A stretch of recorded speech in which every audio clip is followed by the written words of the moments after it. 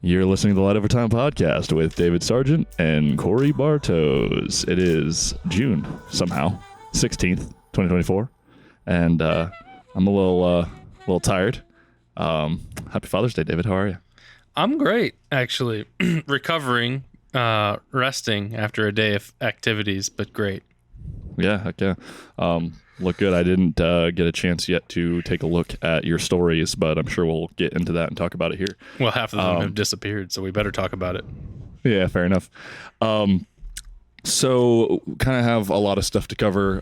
It has been almost a month again since our last episode, which is unfortunate, but we live busy lives. Yeah. So I guess you had your shoot yesterday, but before getting into that as your big topic, what have you been up to? Honestly, just a lot of various shooting, a lot of just I've been trying honestly to like sparse away from wildlife for a little bit, even though I just can't help myself. Often what I'll do is plan like a little trip to go do some landscape work, but then I'll like walk out to the spot with the wildlife lens on, just in case. And I did that all day yesterday too. But anyway, so I don't know, just like picking off little shots here and there. I haven't really had any like big trips that I've done. So back to like Lake Angeline, I did a Coffee Anywhere video where I had to go make coffee at Lake Angeline because I tried to make that video once and I forgot the coffee and it was a big old failure, even though I had fun doing it that first time. I called it redemption because I brought everything, I made sure, and I had fantastic coffee at Lake Angeline finally, with lots of photography in that video too. So I remember I shot some tree swallows, and I'm blanking on everything else I got in that video as far as photos go, but it was a good time. Nice. So I did some of that, but yesterday was like, honestly, I've been trying to think of like all the other things I've done in the last month, but clearly yesterday was a big day for me. So, but how about you? Same. I mean, I got back from Vancouver, which I'll get into in a moment. Yeah. Been doing a lot of birding. Right now, actually, because I had a plan set up after my week in Ohio. I just got back shooting basically 2 training sessions and did a trade show in Sandusky, Ohio. But I had a plan with my friend to hang out. So Elle actually went to go see her father at their Oscoda cabin that I went and did the Northern Lights at. And I let her take my A7 IV and my 70-200 and the teleconverter. So she was back at Tawas today. She went on a big trip while I was in Ohio to Utah with her sisters. Whoa. And she took her dad's Canon T3 and the 75-300, which is the one that doesn't have image stabilization. Ooh. But she shot a lot more than she expected to. She had a lot of fun. She did a little bit of landscape with that long lens because she was out in the desert, right? But then just got tons of birds, and we haven't gone through them, but we're going to throw them into my Lightroom together, and we're going to go through them and things like that. She used to dabble a little bit, but doesn't really love the editing part.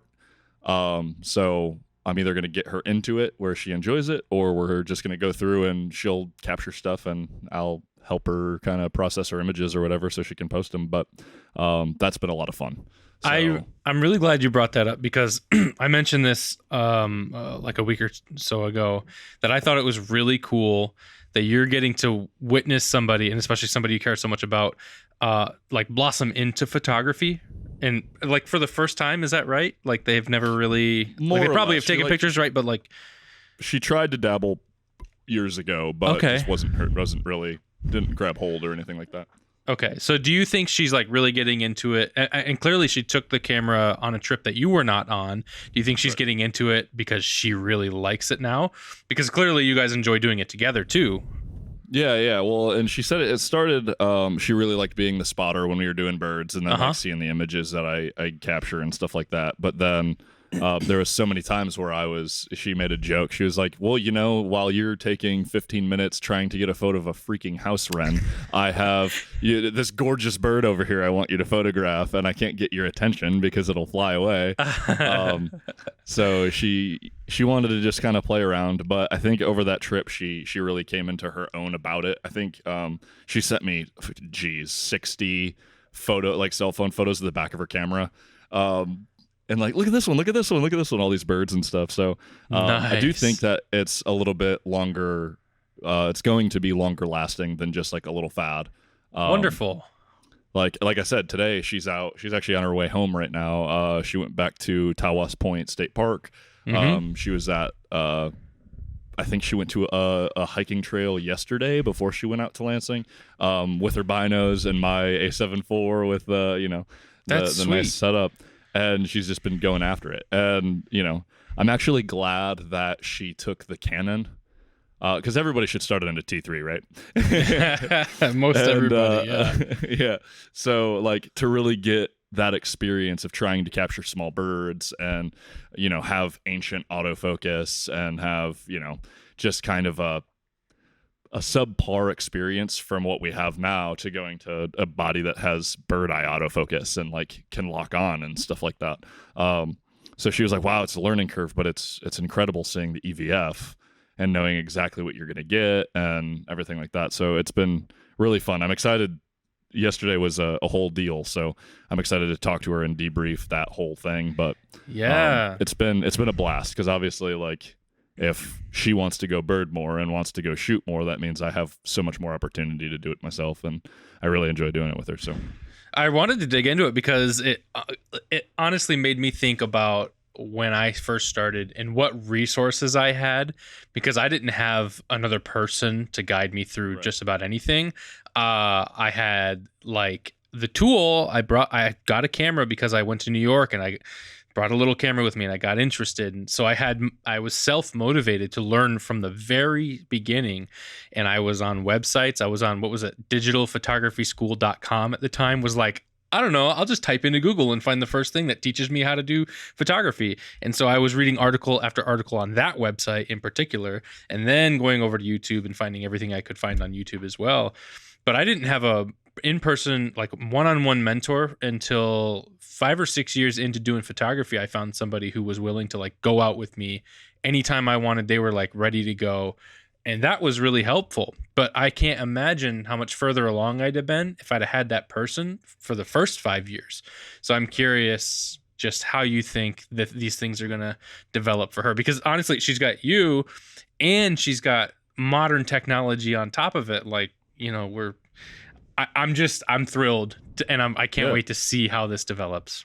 Yeah, it's really exciting. It makes it really easy for me to get excited again. It makes me want to like actually take better images again. Like, you get a little complacent when it's your work and you're shooting a lot. And you're like, yeah, I got like nice gear, so I'm just gonna run over. I'll snap some photos and then I'll edit them and post them up on Instagram, whatever. But now my photography is becoming about the journey again. We like everything that we can do now on our free time kind of can incorporate that as the activity, so we can have fun kind of now, because it's like, what trails I already like to hike, she already likes to hike, and then I just get to share the one thing I care about more than her with her, so that's wonderful. So that's been really exciting. We went to Vancouver. We were trying to find whales. We tried to do it basically as ethically as possible. Like, we weren't just on like small boats chasing and tormenting whales. We went on normal carrier ferries, like car ferries and stuff, to Vancouver Island, and just basically it's like a cheap way to be on the water. Yeah. Instead of like hiring a private boat or going on these, sometimes prohibitively expensive tours. And so the very first boat we went on, we saw a couple of humpbacks. It was really exciting. We went on another ferry that didn't really pan out. Basically did a bunch of research, asked a bunch of people if there was any good spots on the coast we could do, explored all of like South Vancouver, like Steveston area.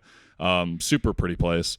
Got a lot more birding in than I thought we were gonna. There's beautiful birds everywhere. We got obsessed with trying to find this Anna's hummingbird, because there's like a walk that we did from the house we were staying to downtown, and we're on Merlin and we hear this crazy scratchy bird call. It sounds chaotic, and we're like, what the hell is that? And it was a pine tree, like a lone pine tree next to the park, and it was a hummingbird.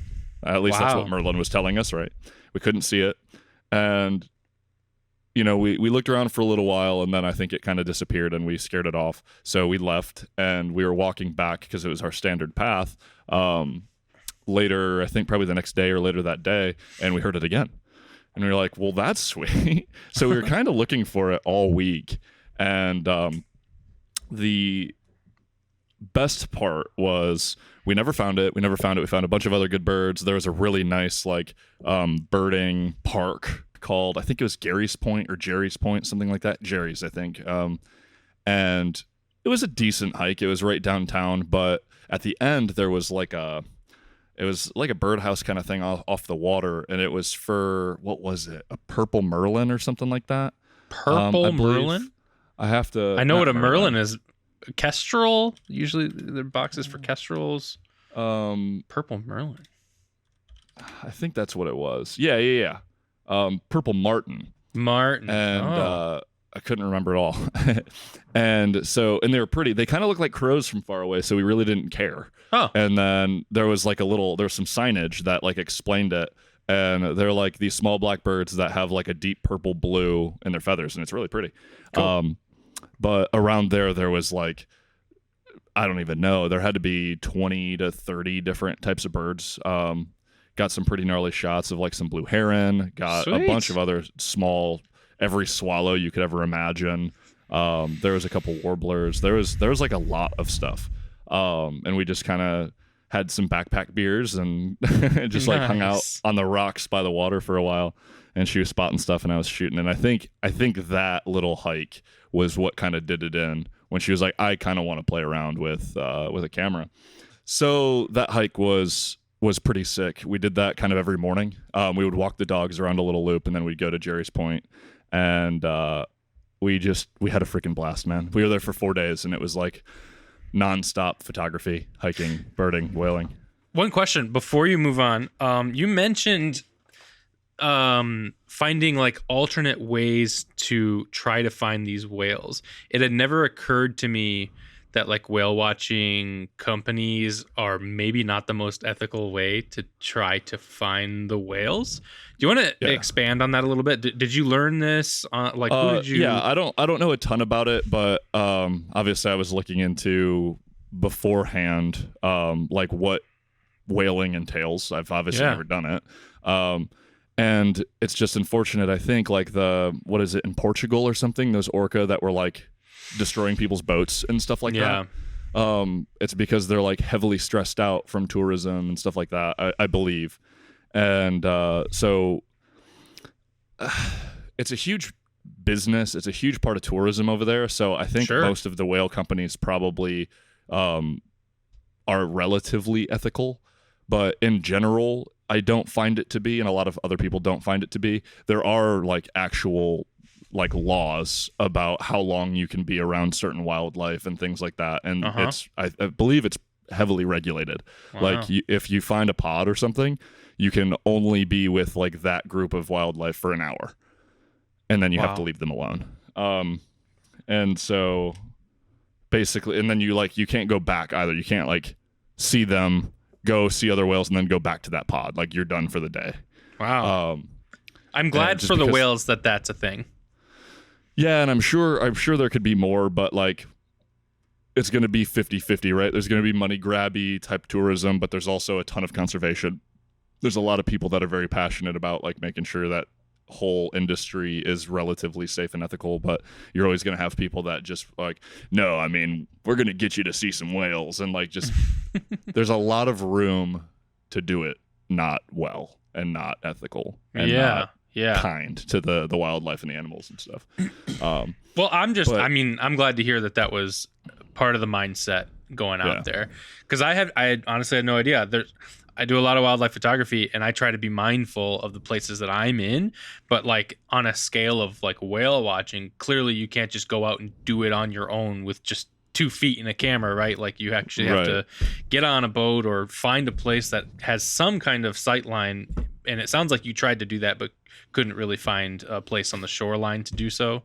Yeah, so we found a couple of spots that we were kind of hopeful. And the reason we went to Vancouver was actually because Elle had points for a Delta flight that was canceled from Europe. but for some reason you can't use those points for a domestic flight. An international like credit has to be used on an international flight. Okay. So, which was kind of lame. But we were like, okay, well, Vancouver's right next to Seattle. I can dump those points into that because she doesn't really have any plans to go anywhere abroad, right after starting residency here in the next month and everything like that. So that's what we chose. And unfortunately, like a lot of the really good orca spottings and everything in that area, it's like 40 miles from where we were. And it was all like in Washington. So we never actually got to see any orca. That was our goal. But we saw some humpbacks, just taking the ferries through like to Vancouver Island and seeing all of the like little islands and all the stuff surrounding that area is freaking gorgeous. I was obviously gonna, do my best to make the time worth it. So I was shooting a ton of landscapes at, 400 mil and hoping to see some pretty cool birds. There's like really wild cormorant out there and like all of these like dinosaur looking like heron type birds, big goofy birds we don't have on, the lakeside in Michigan. Had some bald eagle sightings, but nothing close enough that would have been really, really good photography. I was really hoping to see them fish because we were hanging out for a little while. We did take one tour where we got pretty close to like 5 or 6 humpbacks for a while. And while we were just kind of chilling out there on the boat, I saw a couple of bald eagles, and I was really hoping that they'd swing back around because the area looks unreal. Like, I mean, most of Canada, all of the landmark areas in Canada are freaking gorgeous. So Vancouver Island is certainly up there for just basic views, right? You're looking at like trees and lighthouses and like normal stuff, but it's gorgeous. Right. Yeah. One of my favorite photographers, Adam Gibbs, is in that area shooting old growth forests. And like when I say old growth forests, I mean like ancient trees, and they're huge and there's moss everywhere. And these are like the stuff of fairy tale books, these kinds of forests. So that, I mean, I've always wanted to be in that area to shoot that stuff too. Yeah. Yeah. We're undoubtedly going to go back to the PNW. We'll go to Washington because I want to go back up into the Cascades and stuff like that. So that's probably on a short list for us the next time we can see if we have like a week to go somewhere. But yeah, I mean, it was awesome. Basically spending the entirety of the time trying to find cool places to hike and sightsee and like shoot photography was like, I don't even think we did that much like spectacular stuff. I've gone on a lot of really awesome trips, but this was one of my favorite trips ever. I had such a freaking good time the whole time. We rented a car and everything too, so we were able to kind of do whatever we wanted, which was super, super nice. Well, that's awesome. That sounds honestly like such a good time. Yeah. Yep. Heck yeah. What about you? What about your shoot yesterday? Yeah. So every Father's Day, I get asked what I want, and every time I get asked that, I say I want to get out of the house for a day. And usually, actually for the last few years, it's been me driving up to Detour and camping for a night and doing photography at Detour, usually like a little bit after the workshops, and it's just for me, and I like that. But in this case, I got this book. One of my very early clients got me, wedding clients, years ago. And it's a waterfall book, a resource guide for finding waterfalls, written by a photographer. And the name of the photographer is eluding me now, but I'm sure when I find it, you can put it in the show notes. It's a wonderful book that the photographer wrote from his perspective of how to find the waterfalls on like a road map. And he's got pictures of the road maps. He's got GPS coordinates. He writes out how to get from the highway to the county road, to the unmarked road, to the 2-track, to the trail, right? Like specific stuff.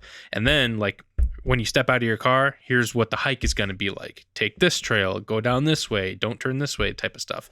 It is amazing the detail of the written word is in the book to get to find the place, but he's got photos in there. So you have like reference points for what you're seeing. And in this book, it's a Michigan waterfall book. It's by county. So like every county is color coded. So I'm starting with Marquette County, and Marquette County is one of the thickest ones in the book. And the book is I think it's over 300 pages, and he's got series of books. I don't know if they're all Michigan based, but this one is Michigan waterfalls. And so the Marquette County book section must be 30, 40 pages on its own.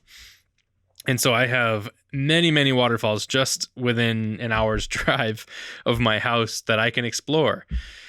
So yesterday I wanted to spend like 8-10 hours doing just that alone. I wanted to go from one to the next until it was about sunset, because I knew it was going to be rainy in the morning. I could have stayed out and camped somewhere, but it was supposed to rain all day today, so I just called it quits at the end of the day. But I'll start from the beginning.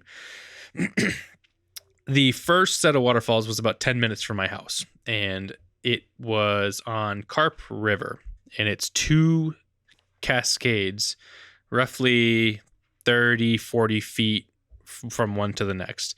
And this one was cool and interesting because you can only access it if you pull into the Semco utility building's parking lot. So it's like our gas provider. You have to pull into their parking lot, but not like their fenced in lot. You can go around it to the back behind their parking lot. And I guess this is like public access, sort of. They did recently, this wasn't in the book, but they put up a stay or a keep out sign on one of the trees. I'm guessing it's for company liability if they technically own the land, but they don't fence it off. They don't say like, do not enter, like it says keep out. So like maybe you're not supposed to be on there, but the book says go this way. So I did. It's on the Saturday. There's nobody there. So whatever.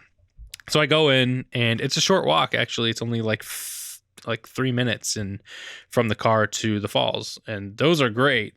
Especially great when very few people know about these particular falls, because there's lots of waterfalls in Michigan and in the UP that are like a little more highlighted, and so people are just going to be filtering in and out any given day, any time of the day through the week in the summer. But this one's behind a utility building that, is very, you can't see waterfalls, you can't see river from the highway, so it's pretty cool. No one's there. So I pull up, and it's awesome. Like, this first cascade of falls is probably a good 20-30 feet drop, and so I had a lot to work with. And then you can kind of scale down a little bit to the next cascade, and so I did that. And I was actually, just before we started the call, editing photos from that little part of the shoot. And it was nice. It was very nice. And so I kind of just did that throughout the day. I wrapped up maybe an hour of shooting there. And I went on stories, and I wanted to kind of like, I like to do this, take people on my adventures with me, and then like show people how I might approach a scene. So I talked about how I wanted to capture the images that I wanted to get from this day, and starting with the obvious, take the hero shot, if you're doing landscape photography and you're going to places that are kind of spectacular in some way, take the hero shot, get the obvious stuff out of the way. I call them the key features. Look at what the key features are here. You show up, and what does your eye see first? Clearly the cascades themselves here were the key features. So I got the hero shot. I want to say it was a vertical panorama that I did that I really liked of that main cascade, and got that shot. And then I put on the Sigma 150 to 600 and got a couple of tight details. And I pointed this out in my stories. I was like, I like this rock with this moss, and I like this moss over on this rock, and that kind of stuff, right? So I got real tight, probably maybe like 200 mil or something like that from where I was across Carp River. And they look good so far. I'm still editing, but they look good, and I'm really happy with those. So I moved on. I spent about an hour with those, and then I went over to, what was the next one? Pinnacle Falls. This was roughly 45 minutes drive from where I was. And Pinnacle Falls is on Yellow Dog River. This one was difficult. So the drive is kind of out there. You can either take County Road 510 straight up from Negaunee to this spot, or go around Big Bay Road. And I went around Big Bay Road because much more of that road is paved. The County Road 510 is almost all gravel. And I took that on the way home, and I really shouldn't have, in my almost 20-year-old Ford Fusion. But it was not bad driving there, just a little, kind of out there. And then when I pulled up, it was kind of like how the book did tell me. It was gravel road, and then you get on sort of a 2-track, and then until there's no more available room to drive, you park, you get out. There is a little post there for like the watershed sign, and you kind of know where to go. And so you go down, and I'm like, you don't even realize you're up in elevation, because once you park and start walking, you just walk down to the, like, you go down into a valley, and it is steep, and it was kind of it was like a lot of exposed roots, very sandy. So it wasn't particularly easy, but it wasn't a long distance either. I walked down, got there, shot for about half an hour, and this was one where I really needed to get to the center of Yellow Dog River. Pinnacle Falls is huge. It's like a 50 foot cascade, I suppose. But I had to get out to the middle of the river, because there was lots of like down trees and a lot of busy stuff right in the center. So I had to get out to the center of the river to shoot past it. I didn't have my rubber boots. I really should have brought them, but it wouldn't have done me a lot of good anyway, because the water was just deep enough in some spots where the water would have got right in the rubber boots anyway. So I rolled the pants up, took the shoes off, and just walked out and used my tripod to balance myself inside the river. It was fine. It wasn't like it was like maybe up to my knees in some spots. And did some shooting with the Sigma 50 there. And once I got done with that, I was coming off of the river as these two fly fishermen came in, and they were like walking in, and I was like, hey, I'll be out here in 5 minutes. And they were like, oh no, it's cool. I joked with them. I'm like, you can't go anywhere these days. It turns out they were from Muskegon area. I got the guy's number, and he allowed me to take some photos of him. It looked like maybe he and his grandpa, like the age disparity between these two guys. So I took photos of them with the 150 to 600, each of them fly fishing, which I thought was really, really cool. They had a good time. And then as I was walking out, they were like done. They actually didn't mean to go down to that area. They didn't really know where they were going. He said they got turned around. So I was like, okay, that's kind of funny. I don't know how you end up in like a difficult to get to spot that people actually want to be at, but you didn't want to be at this spot. That's interesting. Anyway, so that's hilarious. yeah. So I end up walking with them side by side with them on the way back, and this hike back up it's probably only truly like a quarter mile, but it feels like you're walking straight up. It was horrible. I mean, like walking on sand, up elevation at an incline the whole entire time. Rough, but we did it. We got back, and from there I went to Yellow Dog Falls. Now Pinnacle Falls is on Yellow Dog River, so it's the same river, just in a different location. Roughly, I want to say that was like 20-25 minutes drive from Pinnacle Falls. So I went over to County Road 510 and down a ways, and Yellow Dog Falls has a small parking lot, very, very small, only fits like 4 cars. But there was already a truck there. I parked, I got out, and I start walking down, and it's maybe like a 10-minute walk to the falls. But before I got to the falls, there was a doe, and I was really glad that I was walking with my 150-600 on, like I was going to anticipate seeing wildlife, even though if I didn't, it'd have been all right. This doe stopped. I saw her before she saw me. I took some photos. She heard me clicking, looked up at me. I took a couple more, and then she gave me like 10 big huffs, and then didn't really sprint away, but kind of just walked along, and allowed me like 3 minutes of shooting, which was nice. So I got some shots in between some foliage. She gave me a good look, and I was on my way. I got to the falls, and then this is where I sent you a voice message and on Instagram, and I told you about how I just slipped and fell, and this was not cool. I don't do this very often. I'm usually pretty careful, but I slipped and fell and really busted up my elbow. I got out to the falls area, and I was pretty amazed. The falls themselves there were fantastic, reminiscent of Dead River Falls.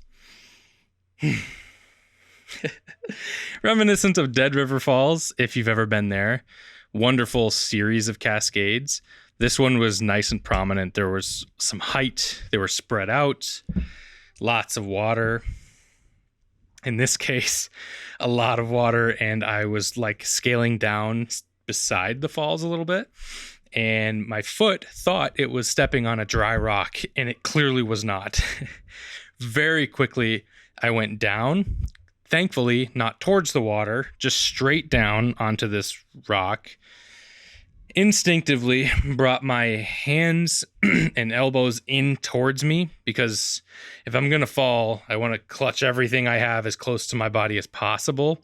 And indeed, my elbow did hit first, but it was quick enough that like my hands also hit that rock, and the bottom of the L bracket on my camera took a ton of damage. It's very, very scuffed up, and I heard it and felt it hit.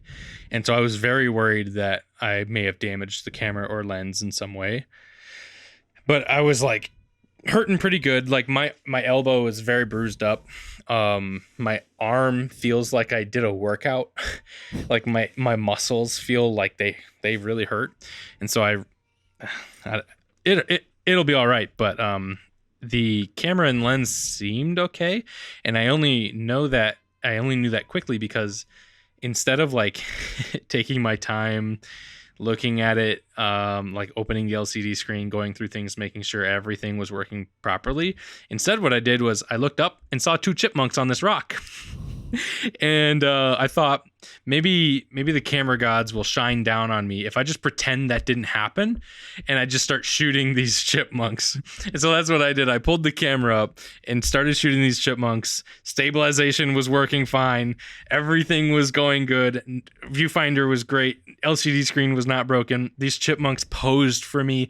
It was not just 1, but 2. And if you're a wildlife photographer, having a relationship between 2 subjects in your frame is something really special. I got an image of one of these chipmunks like holding onto the back of another, and I thought, wow, that looks really quite special. And so they were playing on this rock. The light was like filtering down and through. It looks fantastic. I would not have gotten these shots had I not fallen and busted my ass. I wouldn't have seen them. I was on the ground, like holding my elbow, and just happened to look up going, oh, all right. I see what we've done here. So I start shooting them, and they're great. I actually probably took like 200 images because they were fine with me. I was only like 10 feet away from them. But I get up and I go shoot the rest of the falls. About 5 minutes in of me shooting Yellow Dog Falls, this huge family, like 15 people, come crawling down the rocks. And I kind of just acted like they weren't there. I was right on the water, so they couldn't get in front of me, but they were crowding all around me. Almost like they were planning. They didn't have like a picnic or something, but they were like just sprawling out, like they're leaving their bags all over, and clearly they just wanted to like have a day there or something. I was like, okay, all right.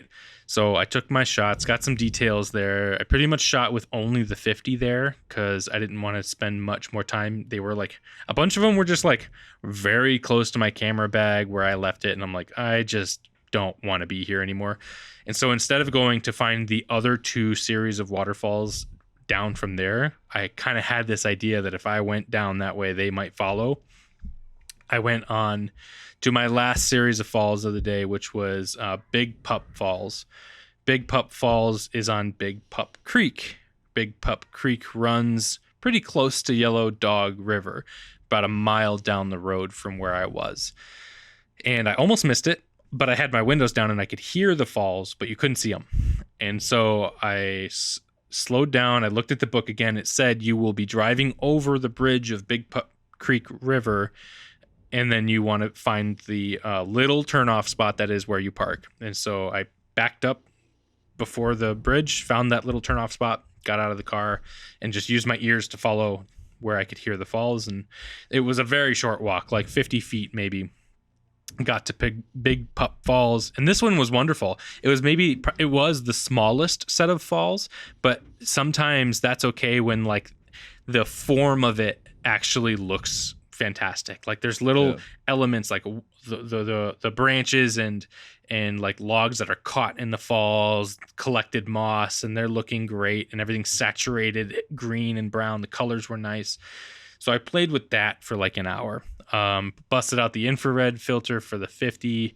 I used the 150 to 600. I used the 20. So all in all, throughout the whole day, I shot over 700 images, which for just landscape photography, essentially, is hella productive. Yeah. So I got done with my day at about 8 o'clock at night. So I spent 8 hours shooting waterfalls, really enjoying myself. It was wonderful. That's awesome. I definitely still like landscape photography for me in general has always been kind of a more opportunistic activity. I've never like gone out of my way to do like certain stuff. But that certainly sounds like minus the family, a pretty freaking chill way to to spend a day if you're just trying to relax and outside of, busting your ass and whatnot. Yeah. It's always scary when you're carrying, the most expensive items you own and you go down. I'm glad, one, you're not more hurt, but I'm also glad you didn't go into the freaking water. Yeah, I've been in that situation too. On Dead River Falls, actually, one of my camping trips I went down, I was jumping across the river to jump across a rock to the other side of the river. My buddy made it. I did not. I'm a little bigger and slower than he is. Plus, I had my whole camera set up on my back. I went neck deep in Dead River Falls, hanging onto this rock. My sleeping bag was down river. My buddy went down river to go get my sleeping bag out of the water. I pulled myself up. Thankfully, my low pro bag that I still use today, completely dry inside. I had my coat on, was completely dry inside. None of me got actually wet. Just the outsides of everything were wet. I don't know how. I shouldn't really have come out of that unscathed, although I did melt my coat that night because I kept it on to stay warm, and I was a little too close to the fire and maybe had a little too much fireball, but that's beside the point. Right on. Yeah, that's great, man. I'm definitely hopeful that I can get up there soon. I definitely want to go out that way and shoot with you. It sounds like there's just like every direction from your house is somewhere endless. Beautiful. It's endless. Yeah. Yes. Yes. Yeah, that's sick. We'll definitely find a way to do that. Cool. I want to do Isle Royale relatively soon, I think. Me too, man. Looks amazing. Yeah, so that's on, Elle and I's list. Yeah, we'll figure it out. We got some birding and shooting to do. We've been trying to talk about it for like a year now, so. Yeah. But yeah, so I guess keeping with the unfortunate stories, I was shooting this week in Sandusky. We were doing a training session, 2 days, super hot. I'm super sunburned under my t-shirt, and I was using SPF 70, and like didn't matter. I'm freaking cooked. But I'm shooting with my 7.4 and my 70-200. That's the GM2, the new model, and I notice often I'm doing photos with my 70-200 lately. For video stuff, I've been a lot more run and gun with the Sigma 28-70. So there wasn't really a whole opportunity to notice this problem. But in video mode, when I would zoom, it would like lag. So you'd see the frame, and then I'd push in, and then it would like hang up for like a split second, and then stutter and jump forward. And it was like, I thought it was just in the EVF, and then I go to playback, and it sure enough, it was in the playback. And I was like, oh no, this is great, just what I need. Try it on the other camera. It's not doing it on Worksay 7.4. So it's just mine, and it's just in video mode. It's not happening at all in photo mode. I can, not that it would really matter because you're not really like zooming at the same time often for photos, but I was like, okay, well, I'm just going to update the firmware. And I look, and my firmware is like 1.11. Yeah. So it's decently old. My firmware in the work camera is 2.0. So I was like, okay, well, then I'm here. I'm shooting all day, so I can take, 10 minutes to do this real quick. Get the MacBook out. I just hotspot and download it. Takes forever. It's like 800 megabytes. And it looks like it goes through fine. I put my 70 to 200 on my other camera, and I start shooting again while I'm letting it just do its update. If you have an updated Sony camera, basically the screen just goes black, and then it has the little LED to show activity for the card flashes. And there's a couple of error codes that it can flash and stuff like that, but generally it just does like some blinking, and you just wait for it, and then it'll say body updated. This normally takes about 6 to 8 minutes or something like that. It's usually never long. Go over there. It's been 10 minutes. It's still in the process. Black screen, red flashes. I'm like, okay, that's odd. Let it go for a little longer. And I'm like, this is not good. And in my brain, like, I don't want to take the battery out or try to turn it off or stop it or remove the card, because like they say don't do that. And it's probably because in certain circumstances, I'm sure you can absolutely brick the camera. If it's in the process of trying to update, like a BIOS, if you cancel a BIOS update in your computer, you're going to have a rough time.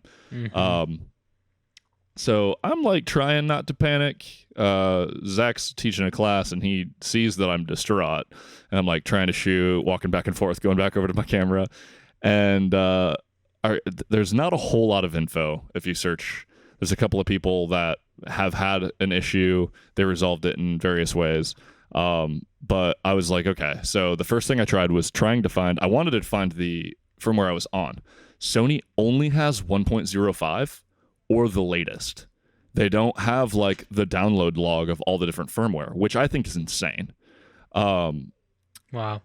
So one of the things was, if you have the body dat whatever file, bodydata.dat or whatever it is, load up that card with the firmware you were on, and it'll kind of just cycle, and then you'll be on the same firmware.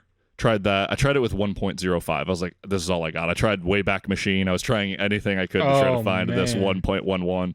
Thought when you're using Wayback Machine, you're desperate. Yeah, man. And so that, I'm freaking super stressed out. Again, takes like 10 minutes to download this file because I'm using a hotspot in the middle of nowhere in like Gibsonburg, Ohio, because we're at like a PD range. And so there's nothing around. There's no building I can get Wi-Fi. I'm just like hoofing it with like 1 bar of 5G. And so that doesn't work. I put it in. I let it go. I even take the battery out, put it back in. It's still, I think it's flashing 7 times slowly and then 7 times faster. And it's cycling through that. And I was like, and I'm frantically at this point, I re-up on my subscription to Sony Pro Support, which I had for multiple years. I think I got it. Basically, it's $100 a month, and you get 20% off a month. Repairs. I didn't know it was a month. Oh, sorry, a year. Okay, that's what I thought. A year. Okay, yeah, $100 a year, and but that 20% off out of warranty repairs is really nice. Sure. Like I had my first 70 to 200 went down. I had the ring on the front of the 135 1.8 go down. So I've used it a couple of times, and it's been really helpful. Yeah. So I was like, if I have to send this stuff in, like I want to have pro support. I already have like, a history on there, and it's worked out pretty well. And they have like a partner on the East Coast that you send your repairs to. It's kind of janky, honestly, but it works okay. So desperately, I try that, didn't work, and then I go, okay, well, let me just see if I can cycle around. Nothing. I re-download. I just like go back through the download of 3.01 again. It's the same exact file size. I'm like, okay, whatever. I load it onto the card. I eject it from the MacBook, put it into my camera. 5 minutes later, updated. And I was like, oh. And at that point, now I'm just a little mad because I didn't want to spend $100 today for nothing. So what I did was I looked and I was like, I'm going to try to evaluate some gear. And they have a loaner program for repairs, which is really nice. If you have a repair, they partner with Lens Rental. So you can basically put in a request for the exact same stuff you're having repaired, and they'll ship one out to you, which is fancy. But they also have just evaluation. And so you have a gear locker. To get pro support, you have to have, multiple, I think 2 bodies and 3 lenses that qualify as like pro Sony gear. So not anybody can just spend $100. Like you have to apply and then get accepted or whatever. So I have on the way the A9 III, the Sony 200 to 600, and I've been really wanting to try to find a better carry around setup. And I'm going to have a second body very soon. So I want to evaluate that 40 mil f2.5. Yeah. Just because it's a G lens, it should be pretty sharp. I would hope so. There's guys like James Popsis and stuff on YouTube that swear by him, and I'm kind of I don't know that I told you this yet, but I am kind of eager to try like an A7CR, and that lens, and it's essentially like having like a Q3, like a Leica. Like if you did the 24 mil to 2.8 or whatever it is, that essentially be the same thing with just like a slightly lower, like a slower lens. Sure. But I'm more of a 35, 40 mil guy than I am a wide. So I think that'd work really well. I think I'd get a lot of use out of that. So yeah, when that arrives, basically, when I originally got the teleconverter and I tested it, and under really nice circumstances, like controlled environments, I was having no issue with it. If I was doing stuff at work, with products or anything like that, I was having really good luck, lots of sharpness, anything like that. Constantly disappointed with a bunch of the bird stuff I got with, and it wasn't every single shot, but it's not super, super, super sharp at 2.8, which is f5.6, so you're already at that, you're at f5.6, and so like I got to be at least at 7.1 before I'm starting to get sharpness.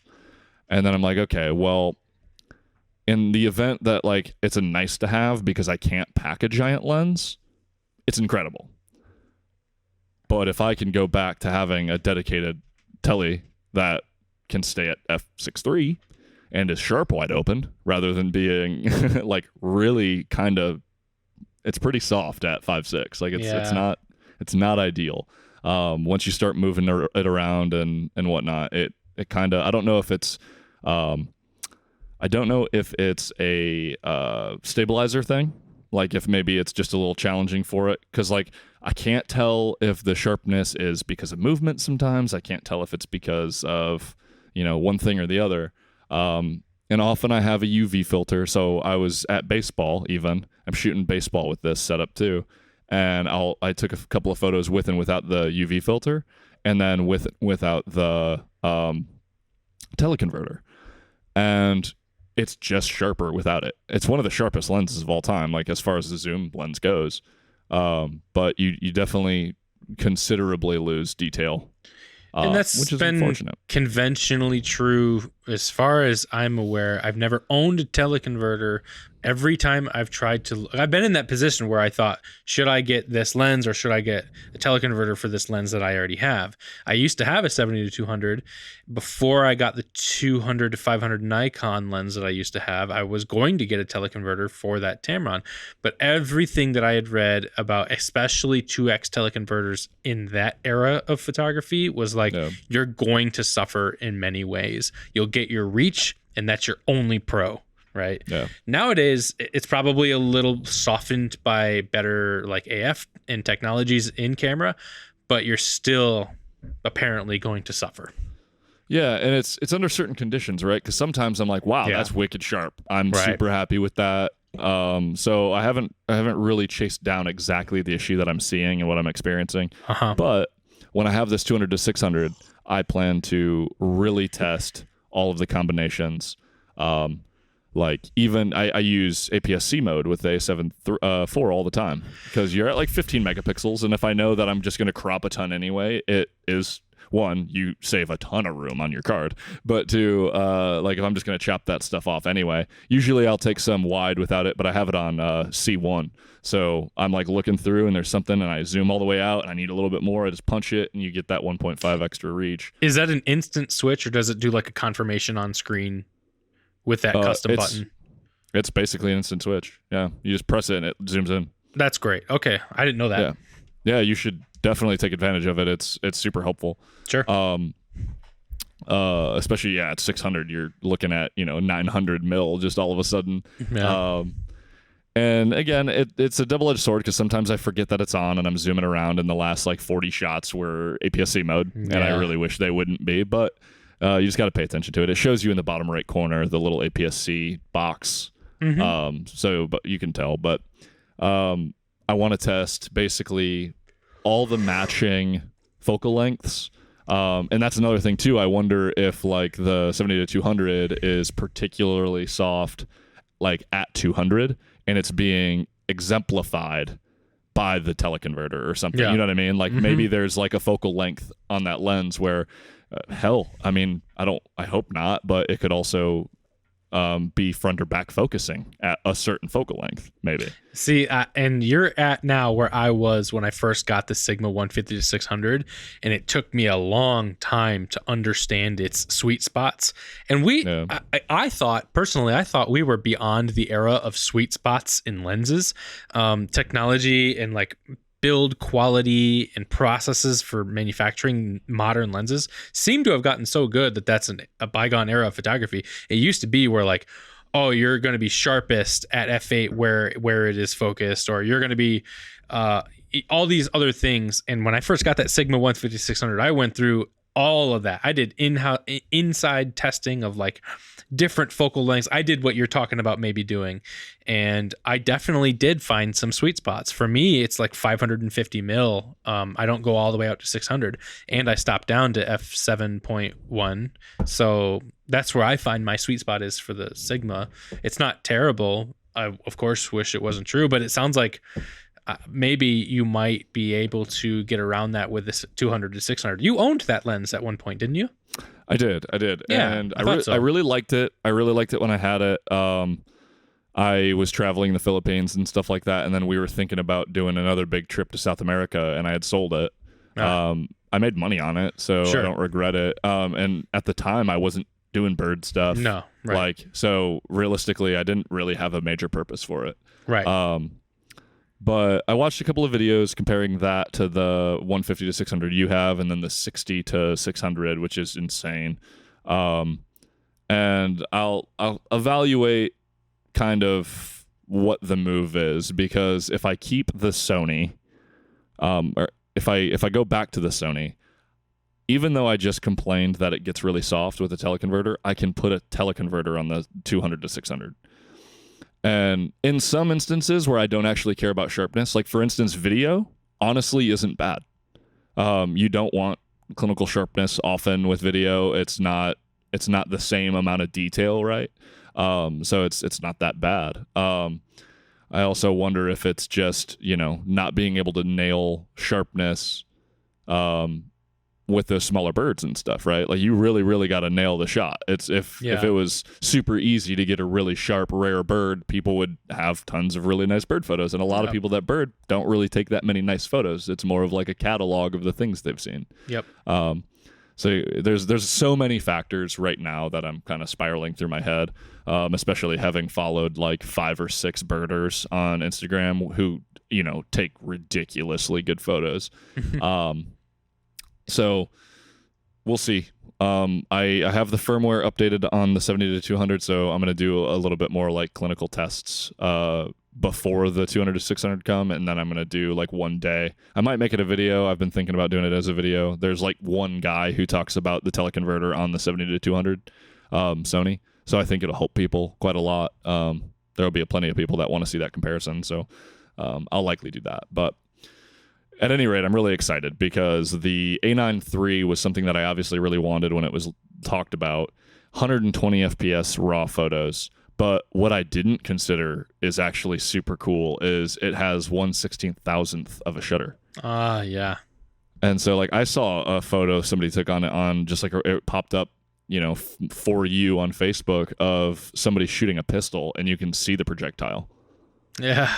Like pretty clearly. It's pretty epic. So I'll have all that stuff for 2 weeks. We'll definitely talk about it obviously on the show, and I'm gonna it'll be nice because I'll be trialing that camera. Elle can run the 70-200 and we can go out and we're gonna try and set up a couple of really nice hikes and do some pretty good heavy birding. So have they shipped it out to you yet? No, because I asked for it for later in the month. Oh, okay, cool. It'll arrive on like the 28th or something like that is when I think the 27th is when I asked for it. Sweet. Yeah, I'm really excited. I'm going to trial it at work. I'm going to shoot the crap out of the A9 III. Obviously, I'm waiting to see what happens with the new Alpha body that should be out later in the fall. I need a second camera. I really do. Whether it be just to be able to shoot with L, or the fact that like there's stuff that I'm missing from, the A7S III that I no longer own, and the A7 IV is a stellar, incredible kind of do-it-all camera, but it's still falling behind for me in a lot of the video stuff I want to do. I hate that the 4K 60 is cropped. Sure. I kind of went back and forth with it not bugging me and bugging me and not bugging me and bugging me, and I think even my original video when I was considering selling the A7R4 and everything was like, well, it's probably not that big of a deal. People complain about it or whatever, but it's fine. And then, you start doing some work with it, and it's a freaking bane. So that evaluation will be nice. We'll see what happens when we hear more about that next camera, but one of those probably will be bought this year. I am a little worried about the global shutter with lighting and stuff like that. I still don't know how banding and stuff handles when it's a fully electronic shutter. Sure. But again, stuff to test, stuff to just see for myself. Like, obviously there's a lot of technology in it, and I'm sure they addressed it to some degree. But, I think the dynamic range on the A7 IV is incredible, so I'm not really worried that the A9 III has worse dynamic range. Right, yeah. Like, what do you mean? What is it, if it's like 5% worse or something, like we're already so phenomenal. Right. Yeah, right. Yeah. Interesting. Yeah, so it's pretty cool. I'm excited. We got a lot more shooting to do. And other than that, I had some gear stuff. I'm not super thrilled about the rumor stuff lately. You can quickly blast through some of the highlights, and we can call it. Well, I mean, they have the Lumix S9, which was a bunch of people were complaining this, that, the other thing. There's a bunch of drama around it for no reason, based on a Gerald Undone video, which I found pretty funny.